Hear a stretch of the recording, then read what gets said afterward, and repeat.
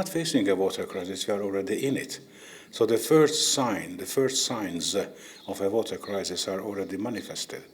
Well, one of the things that the hydrological cycle is accelerating. And as a net result of that, we observed, and it is statistically proven, that we have more floods than we had before. So, for instance, the 100-year flood occurs now almost every 20 years, which indicates that the hydrological cycle accelerated. The probability of the extremes will go up. And then in order to prepare ourselves for that situation with infrastructure or with non-structural measures, takes decades. So it's already late to start preparing the counter measures. And that is going to be the dramatic call or an appeal by the summit, that governments and science should act now in order to avoid that things are going out of control completely. I think what's interesting when we look at water crisis today is that they're not linked to a developing country or to a developed country. Yeah. We often talk about too much, too little, or too dirty water, and that exists in all countries. I mean, Stockholm is in Sweden, people think of it as a water country, but we've had crises there with droughts, forest fires, but also with AMR, which are pharmaceutical pollutions in the water resources or in the Black Sea, for example. So water crises are everywhere. Yes, it's one of the biggest causes for deaths still, unfortunately, in developing countries. But in developed countries, we have a big issue when it comes to the water quality. And as we know, we have the same water on Earth than when the Earth was created. We cannot create new water. So the more we pollute it, the more we have pollutions that are not treatable, the more we're actually going to a huge water crisis where we will be quite stuck, actually. So it's very important that this whole circular economy process actually avoids of rejecting pollutions that we cannot treat in the water resources and especially in our ecosystems, because healthy ecosystems need clean water, and that's the only way to ensure a sustainable future.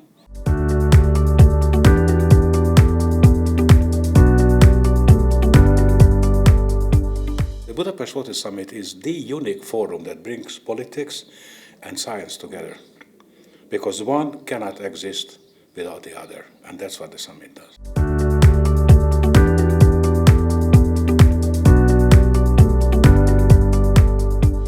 The first one in 2013 was an extremely important event, because I'm convinced that without the 2013 Water Summit, we might have had difficulties to have a so-called dedicated water goal in the Sustainable Development Goals, which were then decided by the member states of the United Nations in 2015, in September 2015.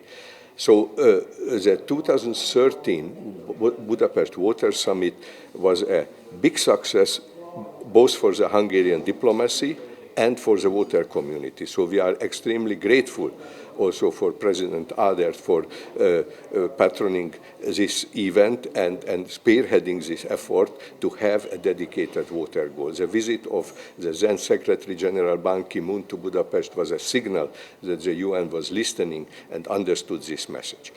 The 2016 was already 1 year within the new Agenda 2030 period, working already for the Sustainable Development Goals on their implementation.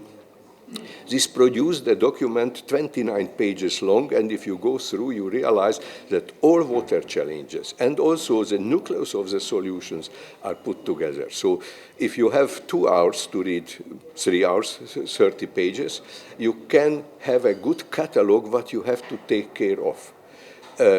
But 30 pages is, of course, something you need 3 hours to read. It is not a punchy message to say that, hey, it does not hit your heart, it hit your mind, and this is a bit slow sometimes. So in a way, we are aiming now to have this aha effect, that the people realize that you have to act. There is a certain urgency. It's not a crisis. By the origin of the Greek word is a time to decide.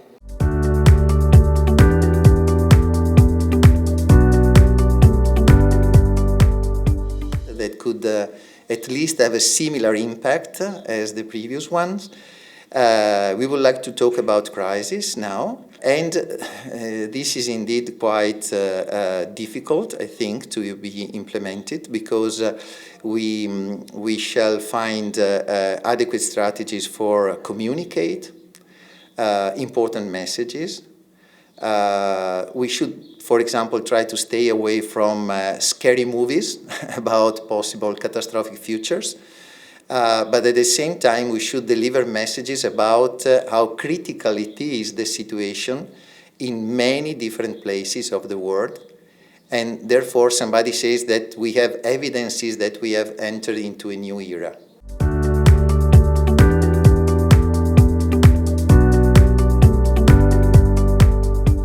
Well, I think there is a better understanding that these crises are here and now.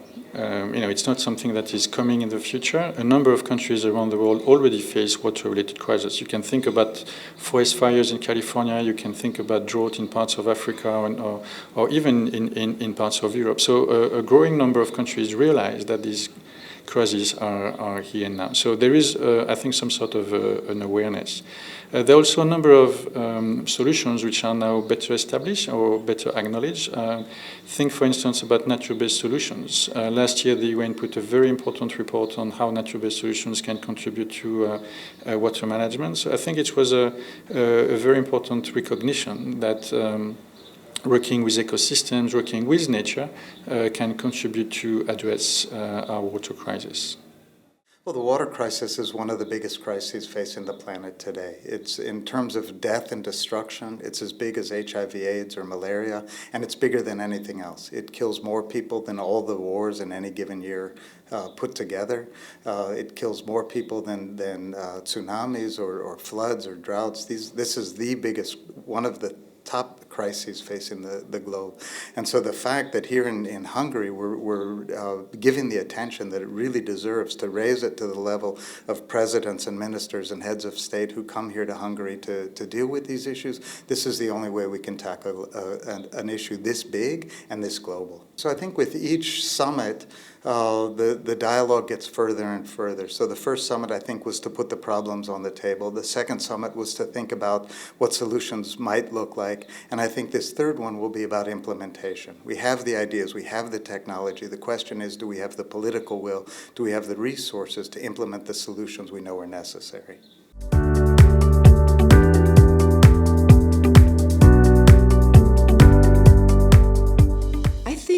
The prevention of the water crisis is all human-driven. It's humanity with the prosperity and the development that are developing cities in areas where they are prone to be impacted. And you have a social responsibility if you are moving, for example, to a floodplain, to make sure that that community has a built-in resiliency. Also, I mean, we are the main water users. The water users are humans. I mean, we're the ones who have plantations and have irrigation to bring to those plantations. We are the ones who consume water, whether it's for recreation like here or just in our house. So definitely, if we are serious about not using more water than what we really need, we can make a difference.